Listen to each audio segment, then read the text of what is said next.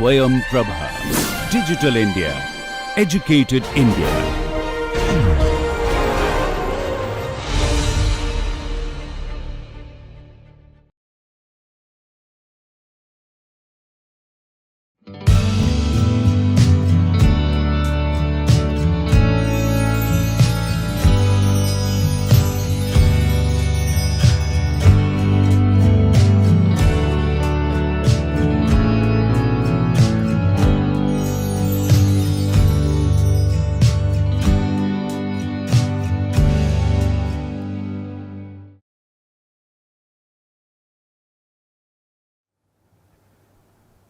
Hello friends, welcome to the third and last lecture of our second week where we are talking about the responses of measurement systems.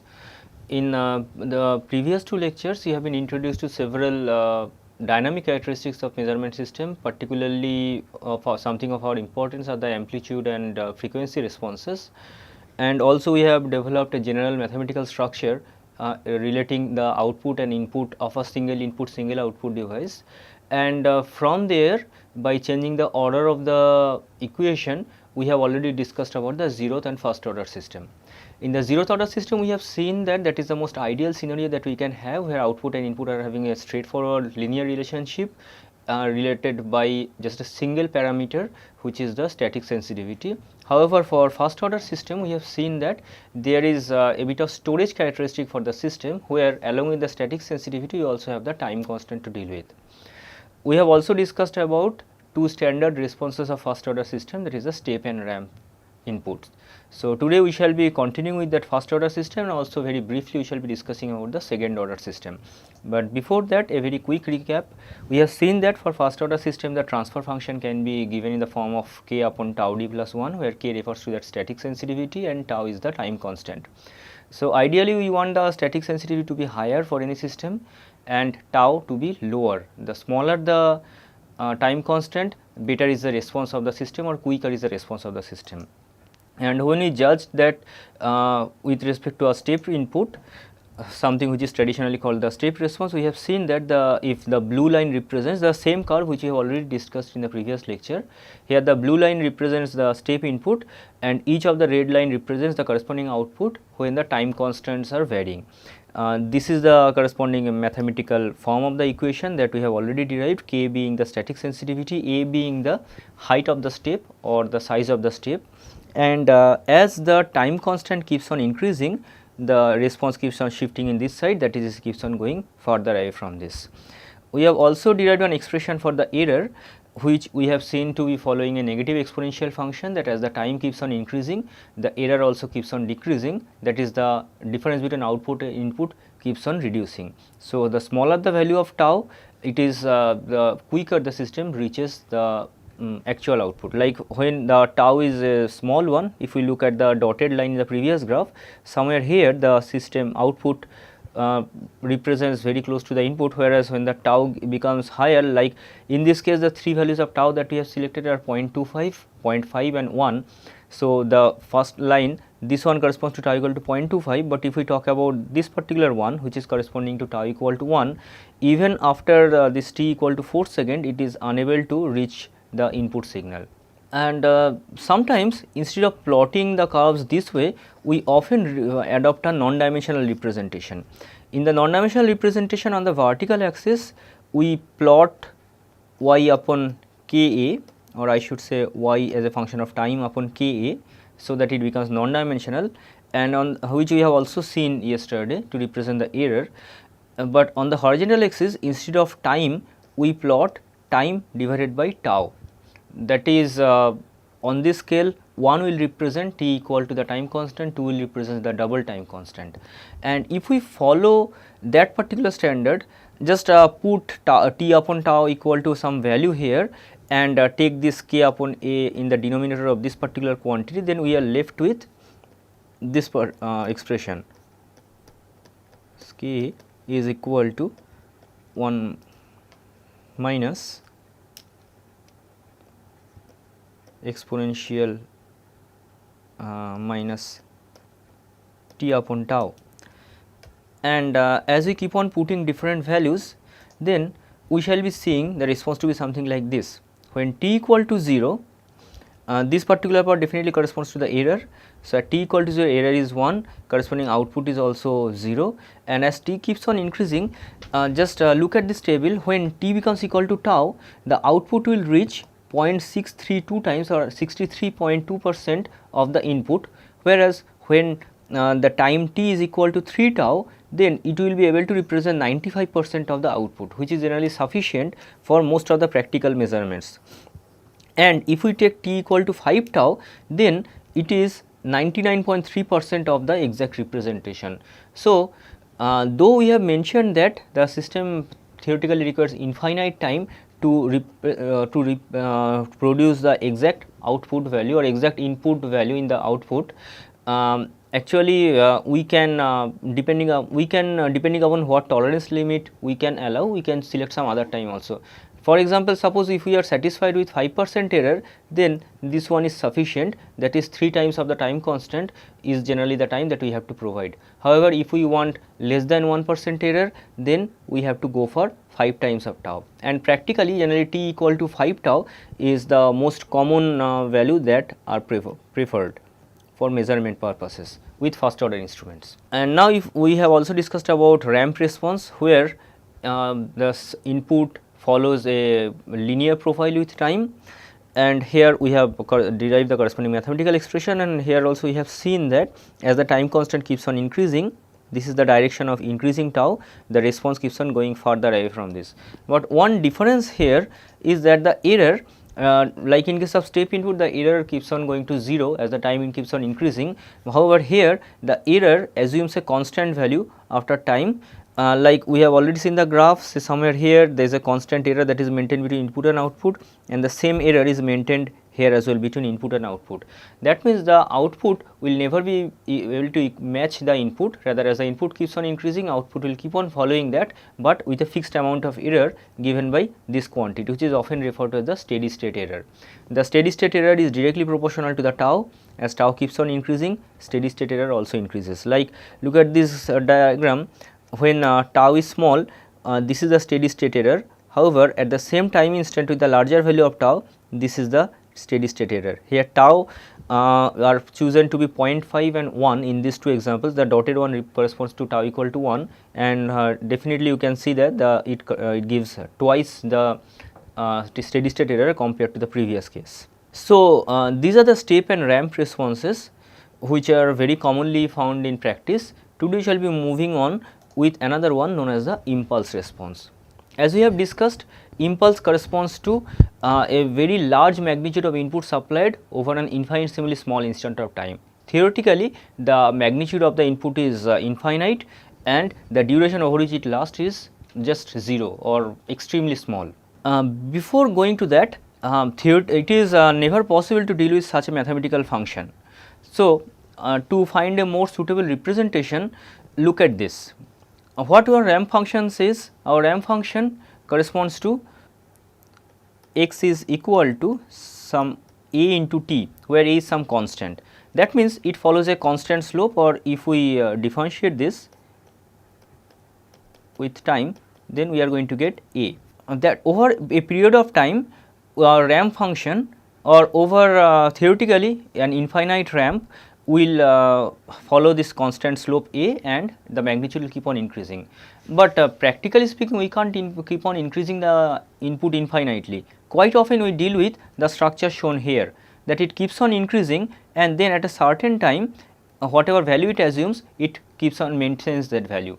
That means you can almost think of this is this is kind of profile is called a Cartel ramp, or sometimes called unit ramp, and because here we are using this value 1 here.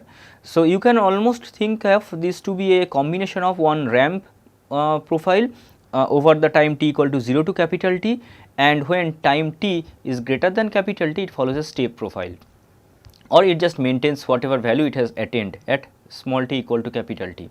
So, if we plot the derivative of this, like if we plot this dx dt here, then from t equal to 0 to capital T, it will be constant at that capital A value, and then it will become 0 because the value is not changing beyond this point, it is not changing.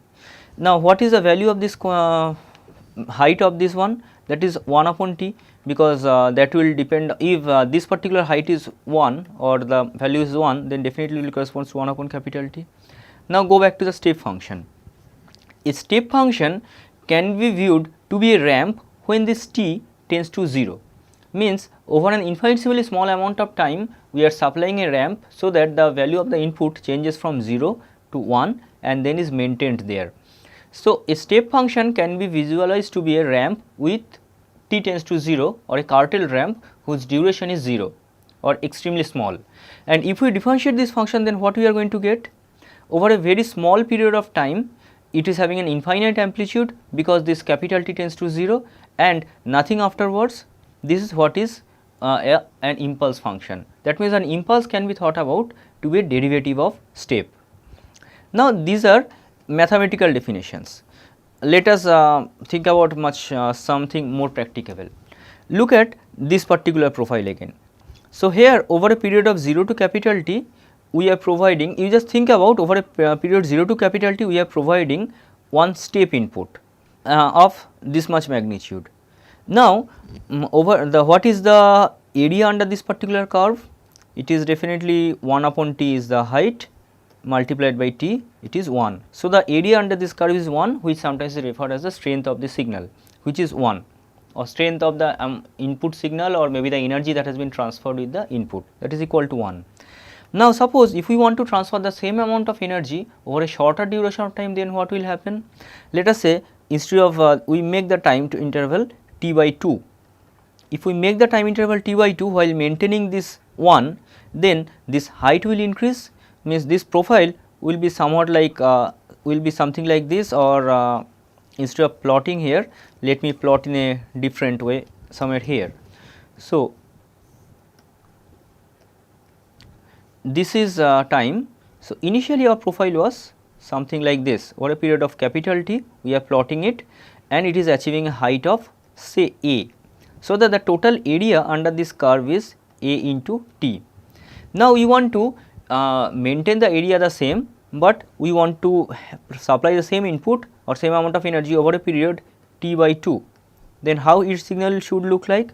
It should look like this, which is twice of A, and this is T by 2, and this way if we keep on reducing the time while maintaining this the same, then what we are going to reach?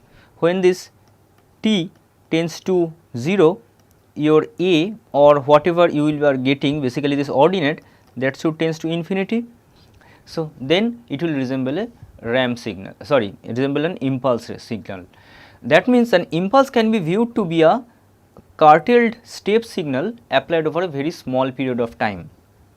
Quite often it is represented by a form like this, where del t represents the impulse nature and capital A is referred as the strength of the impulse.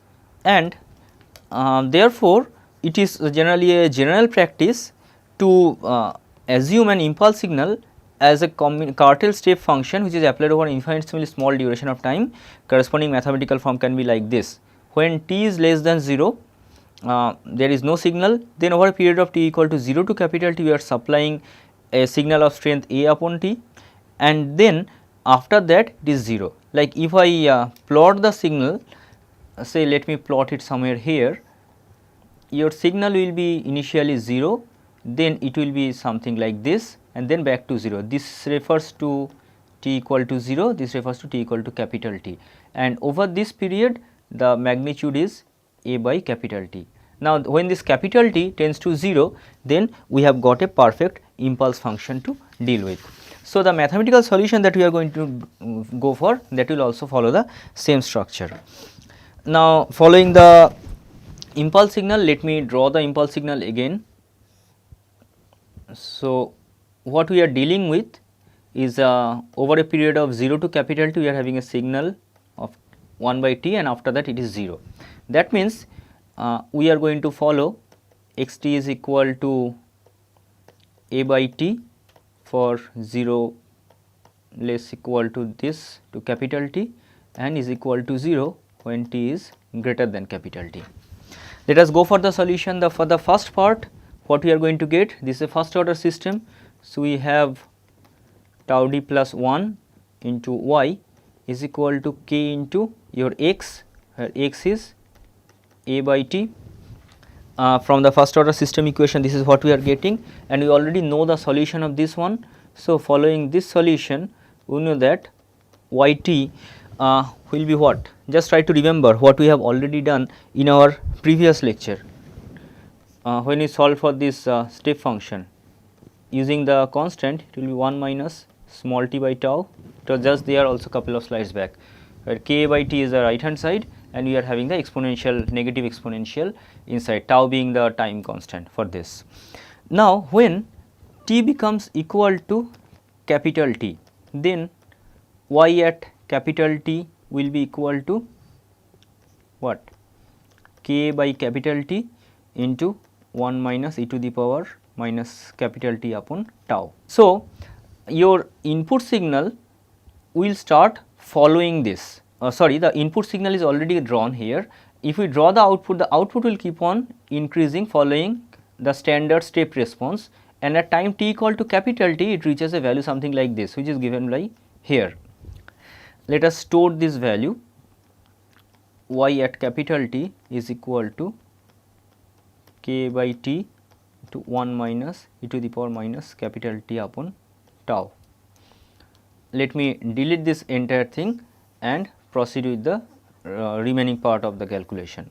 So, now we have to solve for the rest when time is greater than t.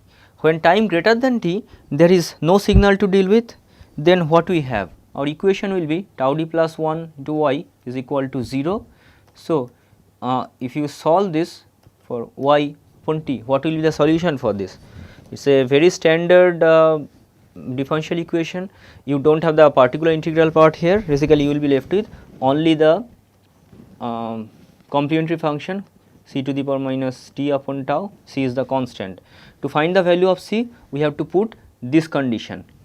So, if we put that at t equal to capital T, we already know it to be k by t 1 minus e to the power minus t by tau to be equal to c into e to the power minus capital T upon tau, giving c is equal to k a 1 minus e to the power minus t by tau divided by capital T into the power minus t by tau. So, this is the value of the constant, and putting this constant back into this equation, we now get the temperature profile beyond this. It is a negative exponential profile. Oh, sorry, not here, just putting it back into this, we have the profile for this. So, what we are getting when we are having the impulse part, that is when we are having the step part, time is between 0 to capital T, our profile y t will be equal to k by capital T into 1 minus e to the power minus t by tau, and when time t is greater than capital T, it will be given by just what we have written there, k a into 1 minus e to the power minus t by tau divided by t into e to the power minus t by tau into e to the power minus small t upon tau. Let me erase all this. So, the final response will be a combination of these two. I am erasing this just to make some space because we have to do something else also. How it will look like? So, this is a profile. The blue one is a signal which has been applied over a period of 1, and correspondingly this particular part corresponds to this. Here it reaches this particular value, and then it in this portion it keeps on following this particular nature. Now, here we have taken k the gain to be 1, amplitude A also to be 1, and tau we have taken to be 0.5 for the system. So, k and tau are characteristic of the system, and here we have also taken A to be 1 for our ease of analysis, which is given by this. Next, if we make the interval half, means instead of applying the signal over a period of 1, we are keeping the total energy of the signal the same, but making the time interval half of this. Then what we are going to get? Here the total area under the curve remains the same, because here we have moved to 2, but here we have come to 0.5, and correspondingly we are getting the same nature of the signal. Here there is some discontinuity that we can see in the graph, which is because of the plotting errors, nothing else. And this way, if we keep on reducing the time of applying the signal, this capital T basically, then this should reach a perfect impulse signal. To reach that, then what we have to do, when we reach t equal to or t to be very small, t tends to 0, then this part of the solution is of not of importance, only we are left with this particular part. So, let us try to see what we are going to get for this particular part. If we put limit t tends to 0 over this, then what we are going to get, this should lead to a 0 by 0 situation, which is of course not possible to deal with. Then let us try to simplify it a bit. We have yt to be equal to whatever we have, we are taking the denominator in the numerator. So, we have k by t into e to the power t by tau minus 1 into e to the power minus small t upon tau. And now, if we apply L'Hospital's law on this, that is, we are trying to get limit t tends to 0 of this particular quantity, differentiating both the numerator and denominator with respect to capital T, then we are left with k will be there, the denominator goes to 1 and the numerator is 1 by tau e to the power t by tau to the power minus small t upon tau, and so it reduces to k by tau e to the power minus t by tau. That means the perfect response against an impulse input can be written as yt is equal to k by tau e to the power minus t by tau. This is what we are looking for, because here we have started with a ramp or a curtailed ramp, a ramp applied over a certain duration of time, then that input signal going to 0, and from there by doing the mathematical operation, that is this t tends to 0, we have got to this, giving us the perfect impulse response, just a plain negative exponential function. Over a small duration of time, the input is very high and then there is no input at all, accordingly the measurement system is giving a high peak and then it decays to 0, which this is the same signal, and of course we have plotted this using tau equal to 2 in this particular case. And the final one that we have regarding the first order system is the frequency response, when you are supplying or subjecting the system to frequency, some kind of periodic inputs.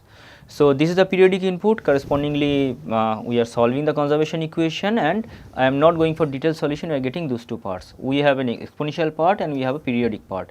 The exponential part, seeing from the nature, you can clearly see at t keeps on increasing, this goes to 0. So, our interest is only the exponential part. Here this particular quantity is referred to as the amplitude response, and the other part is referred as the phase response, and accordingly this part we often represent as b as a function of omega tau into sine of omega t plus sine omega t plus phi. Phi again is a function of this omega tau, and sometimes instead of just writing this way, quite often we just write it as an angle and phi, which is again a function of omega tau, because sin omega t component is always there. Your input is having the sin omega t component, here this phi refers to the phase lag that has been introduced in the output. For an ideal system, we want our b to be equal to just k and phi to be equal to 0, because then we reach to a perfect 0 order system.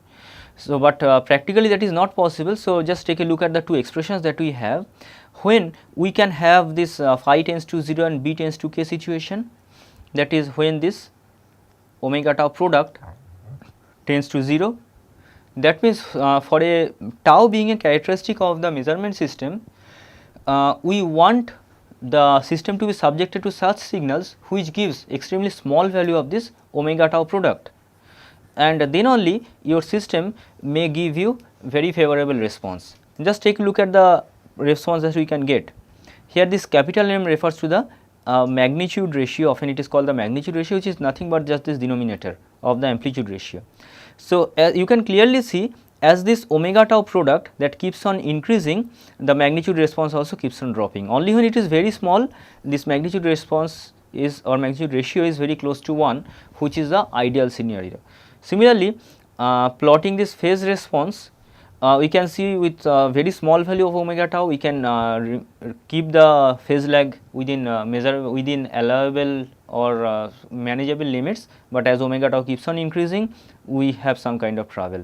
That means, whenever we are dealing with a first order system and frequency response of a first order system, we have to choose the frequency of the input signal with care. That means, once we know the time constant of our first order system, then we can put certain kind of limit regarding the signals for which this with which your system can be subjected.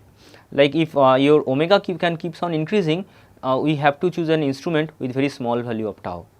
And this is just an additional piece of information. Sometimes this phi upon omega product is also called beta, which is just to give an advantage of this representation. Sometimes it is just written as this b omega into sine of omega into t plus beta. This is called the time delay, and phi is the corresponding phase lag. So, amplitude response definitely just changes the amplitude of your output, but phase lag probably is more important, because as the phase lag is introduced, if you are dealing with just one sinusoidal wave, then there is not that big issue. If you have idea about both omega and tau, you can clearly calculate the corresponding amplitude response and phase response, and you can put the required corrections. But suppose if you are dealing with a signal which has several harmonics to deal with, then each of them will be subjected to some kind of phase response, and whatever output signal that you are going to get, that may be highly distorted, thereby completely giving a wrong response or wrong impression. That we can check from this particular example. Here our objective is to check the frequency response from a first order measurement system with two different values of tau, and that is being subjected to a periodic signal which has two components. We can see the first one is having an omega of 2, second one is having an omega of 20, and also it is a magnitude of 0.3. So, there are the two signals, or rather two components. This is the standard input signal. We can apply the superposition principle. That means, we can deal with both of them separately. We can calculate the amplitude response and phase response for both of them separately, and then add them together to get the final response. So, if we pick up the first one, for the first signal omega equal to 2, tau equal to 0.2 second.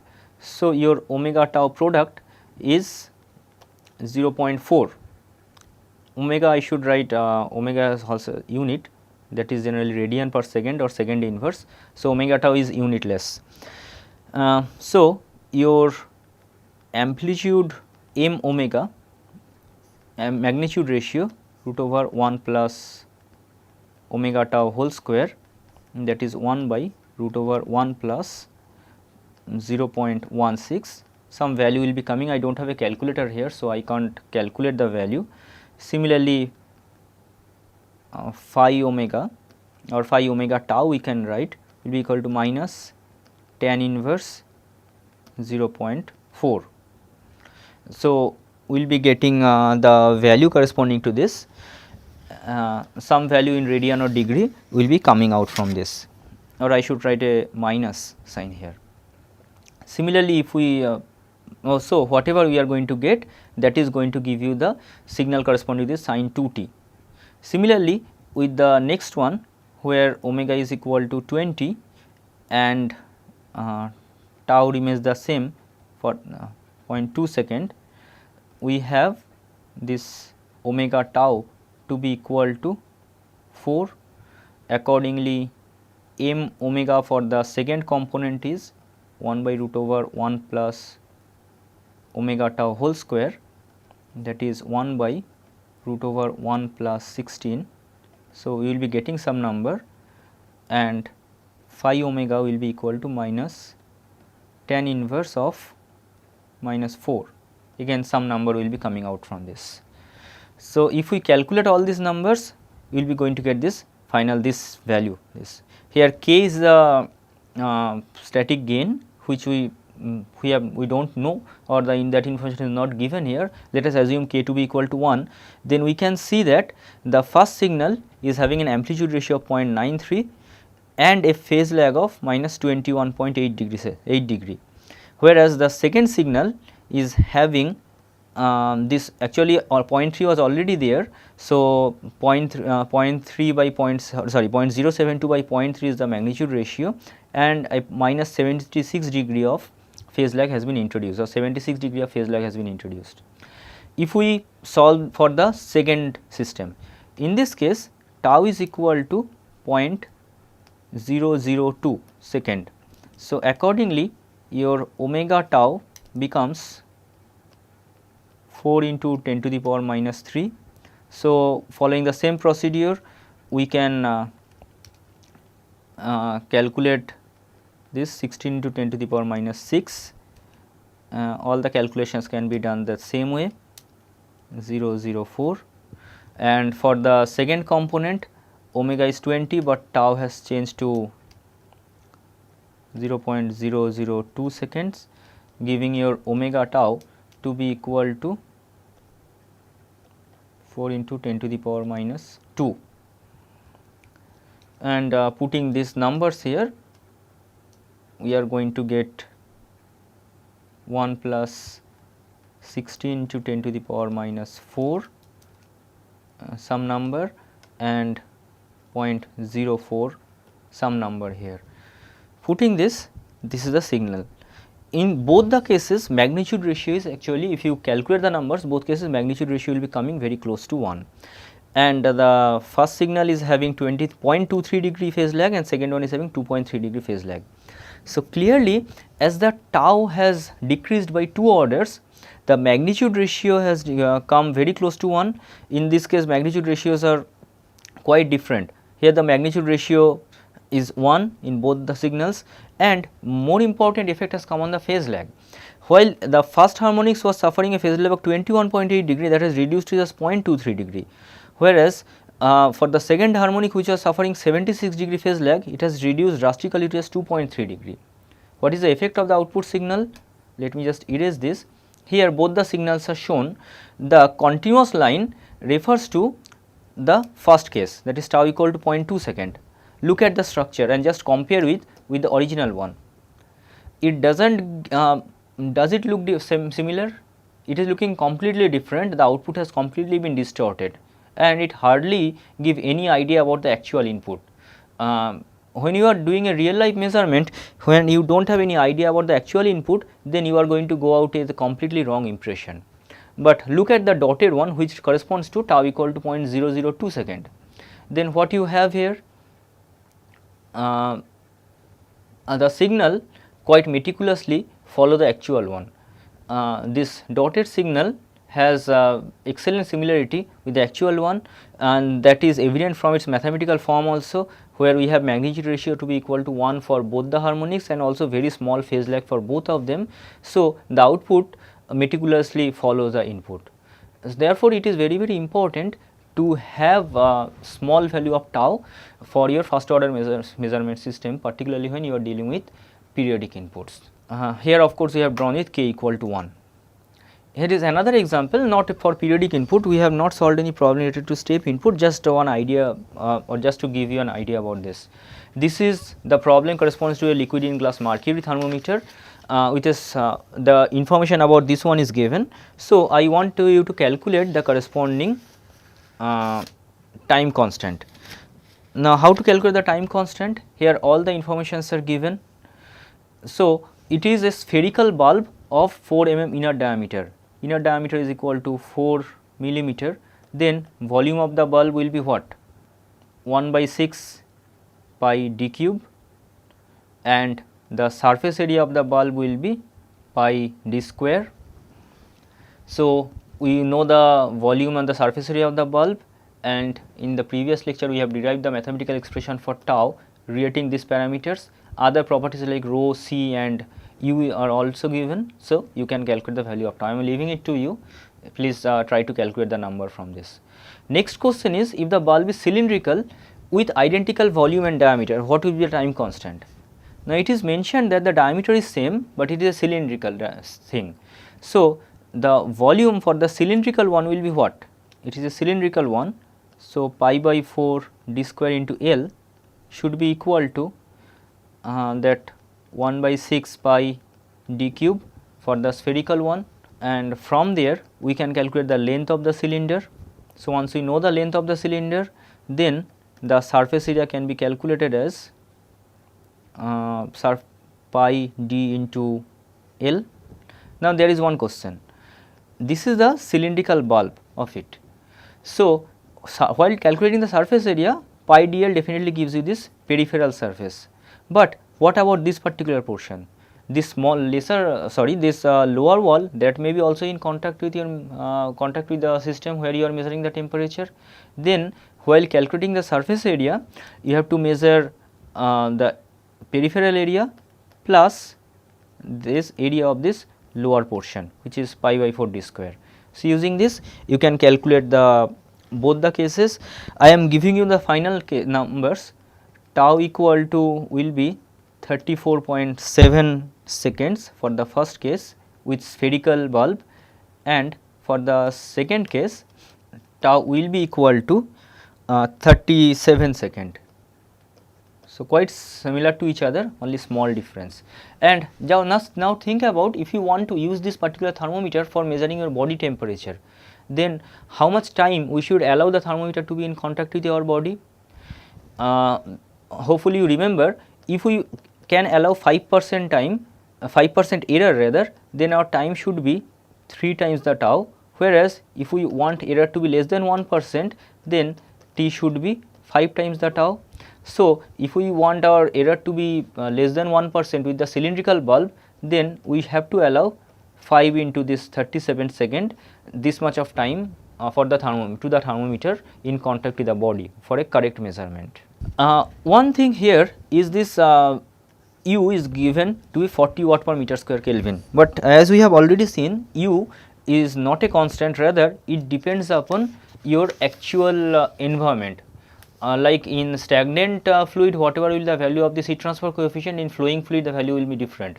Value in water and air or liquid and gaseous medium, they will be also be distinctly different because of their different thermal conductivity. So, let us take another similar example. Here our subject is a thermometer which goes through a sequence of transfer. Initially it is kept in air at 25 degrees Celsius, then we are dipping this for a period of 7 seconds into another container of dry air, but the temperature is 35 degrees Celsius, and corresponding time constant is this. Here directly the time constant values are given. Remember, the thermometer time constant for a thermometer depends upon the geometry, the properties, and also the value of U. Of course, the geometry of the thermometer is not changing, the properties of the thermometric fluid, those are also not changing. It is only the U, the overall heat transfer coefficient, that is changing. So, after 7 seconds we take the thermometer into water kept at 70 degrees Celsius, corresponding, see the drastic reduction in the time constant.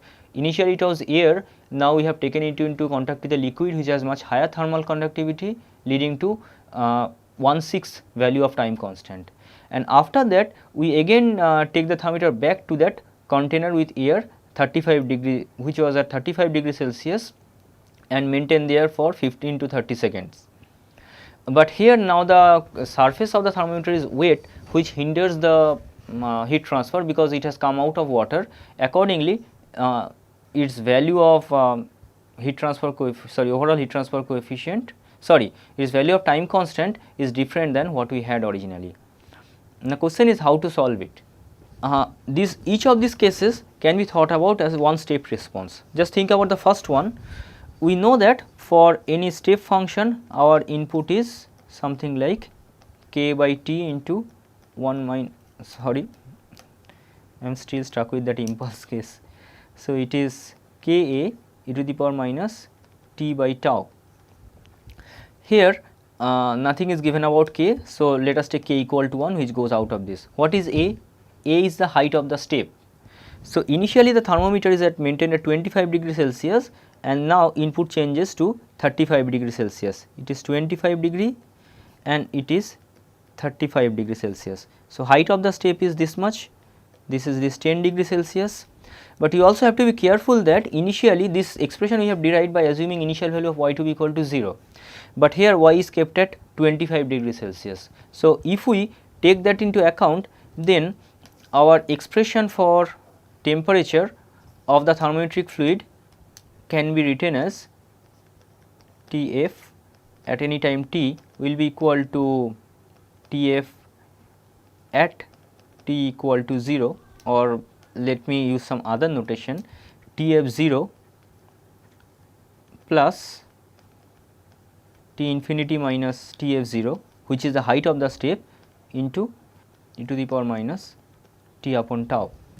So in the first case Tf0 is 25 degree, this is 25 degree, T infinity is 35 degree, or this T infinity minus Tf0 is 10 degree, and accordingly tau equal to 30, and accordingly we get some profile for this temperature. And at t equal to 7 second, the temperature of the fluid will be Tf at t equal to 7 to be equal to Tf naught 25 plus the height of the step is 10 to e to the power minus 7 by tau to be equal to 30. So you can calculate the value. I have pre-calculated this one to be equal to 27.08 degree Celsius. Now come to the second case. In the second case, our initial temperature is this, another step we are providing with an initial temperature of 27.08 and this to be 70 degree Celsius. So height of the step is 70 minus 27.08 and tau is equal to 5 second. But while doing this calculation, do not forget to reset this time 0, because here we can't start with t equal to 8, 9 or something. The entire step has been provided after 7 second. So if we are writing this, then you should write this as Tf at any t should be equal to Tf naught, which is actually this 27.08 plus T infinity minus Tf naught. Here T infinity is 70, T infinity is 70 into e to the power minus T minus 7 by tau, and tau in this case is equal to 5, and T minus 7, this 7 is coming because it has started after 7 second of operation. Accordingly we can calculate the temperature after 15 at the instant of 15 second, and once we get that, then the same we can calculate for the rest of the part. So our objective is to calculate the temperature at t equal to 30 second, and if we plot this, then you will get a representation like this. This here at this particular instant of time, the temperature is the 27.08. Then when the second transformation takes place, here the temperature I have noted the value to be equal to 61.34, and finally here at this particular instant answer will be 47.44 degree Celsius. So this way we can calculate temperature at any point using this thermometer. So this takes us towards the end of our discussion on first order system. Please try to solve similar problems from the books, and you will be able to solve the assignment problems as well. Let us quickly move on to another example of a first order system. Look at this, what we have here, an electrical circuit where we have a resistor and one capacitor. So if we apply our Kirchhoff's principle on this, then what we have for this circuit, we have R into I, that is the voltage drop in the resistor, plus V out to be equal to V in. Now what is I, or how we can relate this V out to I? We know that I is equal to, dq dt, q being the charge, and what is q? Q is equal to V out into C, that is the voltage that is applied across the capacitor, and C is the capacitance of this. So, if we use that, then I becomes equal to C into dV out dt. Putting that, we have RC dV out dt plus V out is equal to V in, a very much a first order system representation. So, we can easily calculate the K and tau from this, and we can proceed with our calculation. Now, look at the same circuit is there, but here we have an inductance coming into picture. If we apply our principle on this, then what we are going to get? The voltage drop across the inductance will be L di dt. These are straightforward electrical principle, and applying the Kirchhoff's law, it will be this plus IR plus Vc, that is the voltage which is across the applied across the capacitor, should be equal to V in, and it is a principle from the previous case. It is d dt of dVo dt plus R dVo, sorry, not Vo, mixing up with the notations I am here. So, dVc and dVc dt plus Vc is equal to V in, that is L d2Vc dt2 plus R dVc dt plus Vc is equal to V in. That means just when the circuit has just one resistor and one capacitor, basically one capacitor discharging through a resistor, we have a first order system. But as soon as we are having this inductance coming into picture or inductor, then we have this particular term appearing into the system, which leads to a second order system. We shall be discussing very briefly about the second order system. From our original mathematical structure, we know that a second order system will have n equal to 2, giving d2y dt2 plus a1 dy dt plus a naught y is equal to b naught into x, or following our previous nature,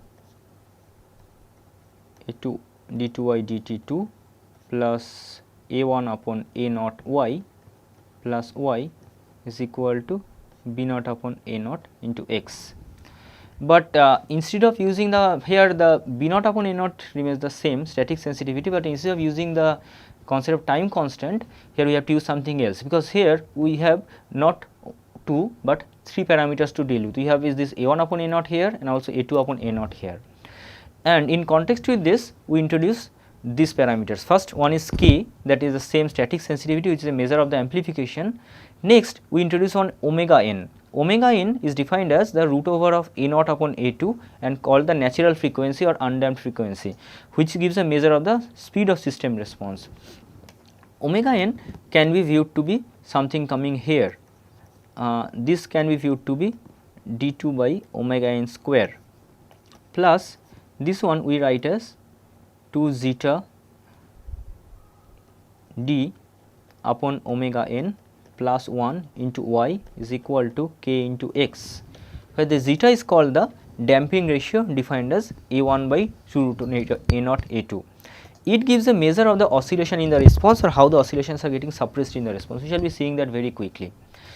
This is the corresponding transfer function that we can get, d square upon omega n square plus k by d square upon omega n square plus 2 zeta d omega n plus 1. So, like in zeroth order system we had just only one characteristic parameter, which is static sensitivity. For first order system we have static sensitivity and time constant. Here we have 3 to deal with, k, omega n and zeta simultaneously. We shall be one example can be this mass spring damper system. Here we have a spring which has been subjected to a force, we have a mass being subjected to this force, it is being pushed by this force, but we have this k, the spring, and also one damper. Now we know that the force of this spring is proportional to the force experienced by the spring is proportional to the displacement, whereas the force experienced by the damper is proportional to the velocity, and both of them will be acting opposite to this F. So, if we from this free balance diagram or free body diagram, if we write, then we can write that F, which is acting in the positive x direction, minus kx minus bx dot should be equal to m into x double dot mass into acceleration following Newton's second law of motion. So, mx double dot plus bx dot plus kx is equal to f. It is a perfect example of a second order system. If we compare with our earlier notation plus b upon k x dot plus x is equal to 1 by x f, then what is your capital K, the static sensitivity? Sorry, it is not 1 by x, it is 1 by this small k. So, it is 1 by small k is the static sensitivity. Omega n will be equal to root over k by m, and what will be your choice for zeta? Zeta will be equal to b by twice root over mk. So, this way we can get the expressions for natural frequency and damping ratio. If we compare that with the inductor capacitor resistor system that we had, there we had this LC d2 Vc dt2 plus R, or I should write this RC dVc dt plus Vc is equal to V in. So, how we can get the expressions? If you compare here, what expressions you are going to get? Here definitely k equal to 1, and the natural frequency omega n will be equal to 1 by root over LC, and zeta will be equal to, what expression for zeta we are going to get from here? Zeta equal to a1 by, look at the previous expression that we have developed. We know that zeta is equal to a1 by 2 root over a naught a2. So, here a1 is RC 2 root over a naught a2, and your a2 is LC. So, from there we can get the expression for this zeta as well. We shall very quickly we shall be discussing about step and frequency responses of a second order system. We have already discussed about first order system in detail. So, that can be extrapolated, but second order system are much more complicated because of the presence of this damping ratio. Because here for any given input we can get three kinds of solution depending upon the value of zeta. When zeta is greater than 1, we get real and unequal solution, we call it an overdamped system. When zeta is equal to 1, we get two real and equal roots, and it is called a critically damped system, whereas when zeta is less than 1, we get complex conjugates as the solution and we call it underdamped. This is the step response of such a system. Look at when zeta is very small, we are getting lots of oscillations. Look at this particular graph. When zeta becomes equal to 0.3, we have, means zeta has increased 3 times, but still quite small. We are having oscillations, but the magnitude of oscillations are coming down. You can just follow this envelope. This is for zeta equal to 0.1, so quite large. Whereas for zeta equal to 0.3, this is the envelope. You can see that is continuously coming down, it is trying to settle down within a reasonable range much quicker. When zeta equal to 1, just follow this particular curve, it keeps on increasing, and then there is no oscillation at all, rather it follows that one value quite quickly. So, as the value of zeta is increasing, the oscillations are getting dampened, but also the time required to attain the for the first time to attain the value of 1, that also keeps on decreasing. Like for zeta equal to 0.3, it is reaching somewhere here, whereas for zeta equal to 1, it is reaching somewhere here. But that hardly gives any information, because if it keeps on oscillating, there is no point talking about when it is for the first time attaining the value. Basically, there is no point talking about the rise time. Here everything has been drawn for a natural frequency of 2 pi. So, the rise time keeps on increasing with decrease in zeta, with increase in zeta, but it is much better to talk in terms of settling time, because that seems a much more pertinent parameter. Look at for zeta equal to 0.1, it is still very high. After crossing about 4 seconds or t equal to 4 in non-dimensional unit, it is still very high, but if we are talking about say settling period of 10% of range, then within this period this tau equal to 0.3 has settled down, and tau equal to 0.1 settle down from maybe somewhere here itself. So, but if tau keeps on increasing, again the settling time is much more, because rise time keeps on increasing, accordingly settling times also keeps on increasing. So, we may have to go for some kind of optimization. Depending upon what range of settling time we want, we have to select the tau, accordingly we can modify the damping component in our system. Commonly systems uses a tau zeta value of 0.6 to 0.7 in commercial instruments. And if we subject a second order system to a periodic input, then this will be the corresponding response. You can see when tau is equal to 0.707 over a large range, we are getting amplitude ratio to be equal to 1 or a very static response, and then it keeps on dropping after this. That is why 0.707 is generally a quite common choice as a zeta for second order system subjected to frequency response. You can see for the phase response, the phase lag is always there. As this omega upon omega n ratio keeps on increasing, phase angle keeps on increasing or phase lag keeps on increasing. For 0.707 you are getting almost a straight line representation till a reasonably high value of omega upon omega n. So, this is generally a quite common choice for zeta. This 0.6 to 0.7 is generally a favorable choice.